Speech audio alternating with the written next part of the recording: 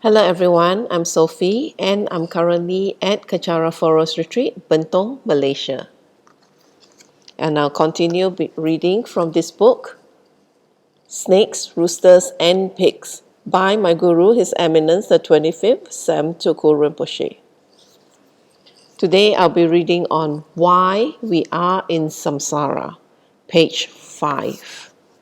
And as usual, I will go to a page to share with you. Okay, no, not that. Or could be this, yes. Sorry, I have all this in my recording. So, okay, this is the picture, another picture of Yama with the wheel of life, and life as in samsara. And this is what we are in. So you can see, although it's very small, the center of the wheel is where the snakes, rooster and pig is, and from there, it's because of that then it comes out into the realms that we are in. Okay, why we are in samsara, page 5. This is what we do all the time, and we do this life after life after life after life. That is why we are in samsara, because these three horrendous animals are inside us, talking to us and talking to other people all the time.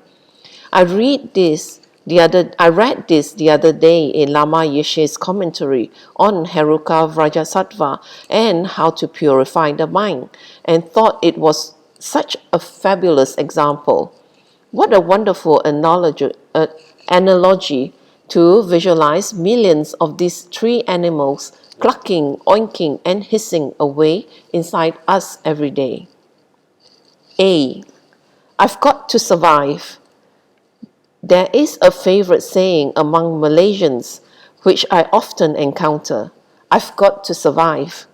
I don't mean any offense to Malaysians, as what I'm about to say applies to non-Malaysians too. They may have $3 million in their bank account, but they will still tell you that they have to survive. They have a car, they can pay their rent, they can buy whatever they wish for with their money, but they can't make it to Dharma teachings because they've got to survive. They can't meditate because they've got to survive. For them, it is not just about making a living, but about surviving. Do you know what it really means to survive? To survive and to make a living are two different things. To survive means that you are at your wit's end, with one grain of life left, one breath away from death. But I've heard this phrase, I've got to survive, from some many very rich and influential people who have $50 million in the bank. When you ask them if they can please attend Dharma teachings, they will tell you, no, I've got to go to a meeting because I've got to survive. I say to them, you must have 600 kids if you need to work that hard. No, why? They replied. So I asked them, well, how many kids do you have? They tell me they have 2 children. Oh, I think to myself, they must be expensive kids. You would think they have about 500 to 700 kids to support because they say they need to survive. Malaysians use that word very often. I've got to survive. I've heard this from so many people, from people who make $1,500 a month, from people who make $15,000 a month, and from people who make $15 million a month. All these people say, I can't make it, I can't meditate, I can't pray, I can't read, I can't change myself, I can't do any mantras, I can't do any sadhanas, I can't do any introspection, I don't want any retreat because I have to survive. Survive is Bosnia. That's what it means to survive. It is what those poor, beautiful people had to go through a few years ago when they were being bombed. To survive is to be in places where there are earthquakes And all these beautiful people have to live in the winter snows in a tent, living out of tin cans. Survival is Rwanda. Survival is when you have AIDS, you're living in a hospital and you weigh 2 kilograms. That's what it means to survive. To survive is not about being Malaysians. Malaysians don't just survive. Malaysians are doing very, very well. No, don't always use these excuses. I need to go to meetings. I need to work. I need to do this thing. I need to go for that appointment. I can't make it.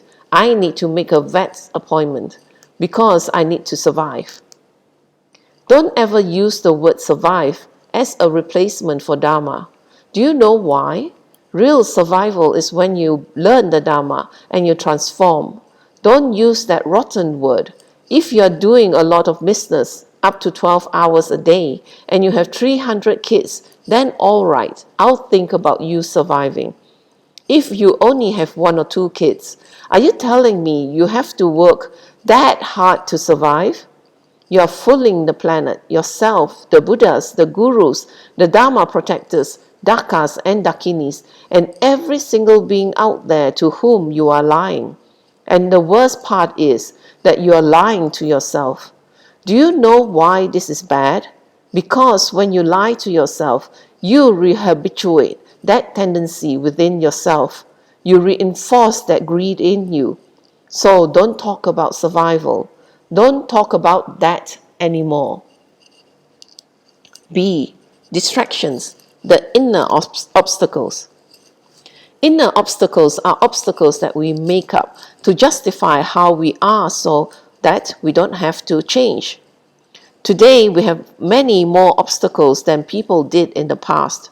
People in the past had both inner obstacles and outer obstacles, but outer obstacles were more prevalent then.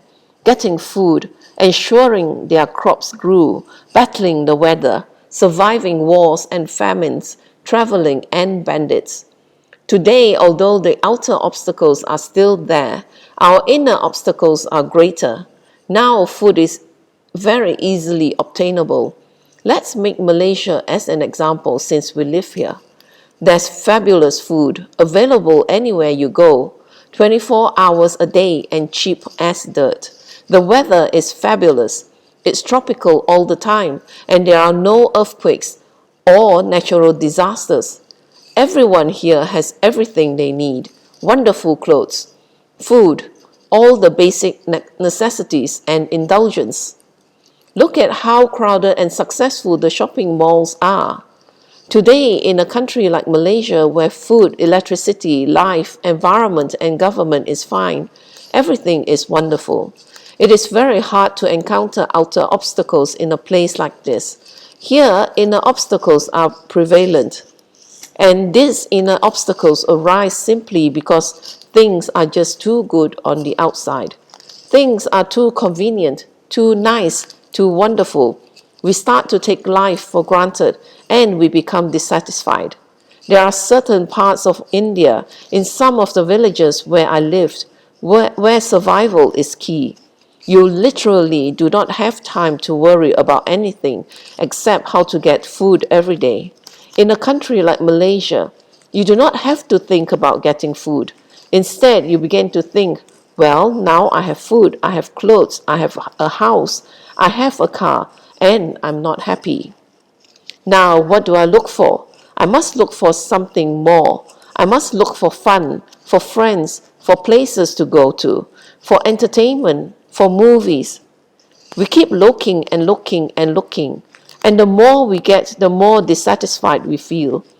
All these things we acquire are supposed to make us happy. And yet we are still not happy. Why are we not happy? Because these things are all just distractions that take us away from finding out who we are. It's just one distraction after another, after another. Some of us become very depressed and we don't want to do good things for ourselves because we're depressed. It's not that we are bad and it's not because we don't want to do it, But because we are just so used to reacting that way, we are programmed to think that if things don't go our way, we must act or react in a certain way. There is a chapter in the book The Mahasiddha and His Idiot Servant by John Riley Perks, where someone has died.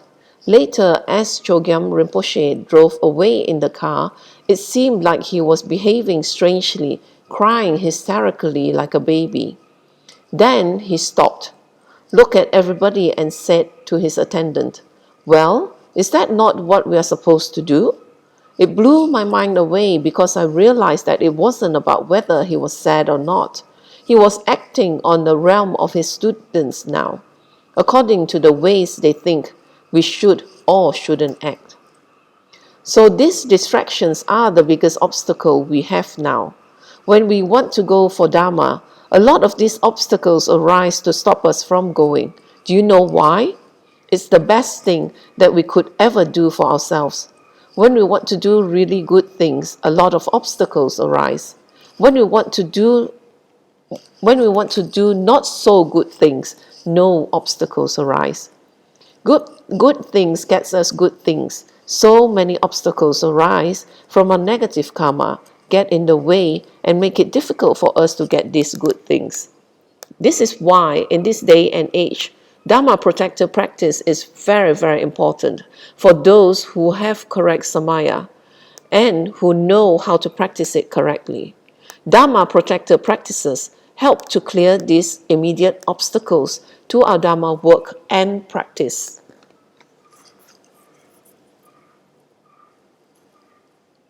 And with that, I end the session for now so that you can contemplate on the 2 points that Rinpoche has stated.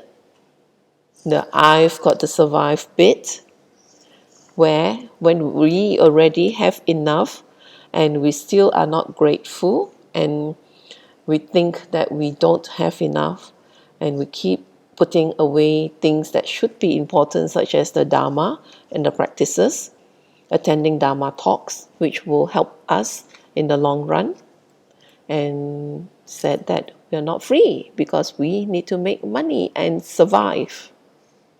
And the second is the distractions, the inner obstacles. And as Rinpoche pointed out, that we in Malaysia and in many, many other countries, everything is very easy now. Everything is obtainable. And as such, we have more time in our hands and we focus on ourselves and why we are not happy. And we think that we need to do more things, have more things to make us happy. And that is not the right way to go because they are actually just distractions that keep us away from the real thing, which is the Dharma and its practice.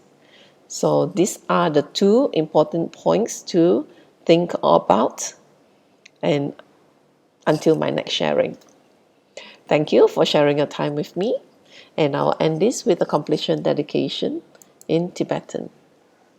Jangjub Sencho Rinpoche, Maki Panam Geyushi, Kepanam Pame Payang, Goni Gondo Penwashu, Tony Toa Rinpoche, Maki Panam Geyushi, Kepanam Pame Payang, Goni Gondo Penwashu. Daso Jini Sapagi Wadi, Tandandroa Guna Kunla Kampadang, Jepa Jesun Los Antrapai, Tamping Imporin to Sa Se Sho, Kewa Kuntu Yandala Madang, Drami Choki Panang Choching, Sadam Langi Yoterazone, Doje Changing Opangatusu. Kewadi yududa lama sangyodroyone drowa chikia malupa de isala go pasho choki ka pusungapa chosu nampa pewala ke kisama siwadang tunki malu sangwasho dadam sengi dusundam drewa songi latine gewa losantrapai tampa yu riva gyushi ni modele sendele ni megodnyandele shi ni sintatu dele pel kunchu sungi jingilo kunchu sungi ngodruso kunchu sungi trasi sho jesu lama Jesu lama kuserap tenching lam katrini chochuke padang losam tempe drome sapsungi droe musa tatoni gyushi gangri rawe kowe shinkamdem bendan dewa malu gyoene chanrenze wan tensing get soi shape shire paru teng gyushi hom tompe ngotro malupa dende dala salduso kodan dempa long chotnam ke paso shik shukten sel. excuse me. Thank you again for sharing your time with me, and hope that you'll join me for my next session.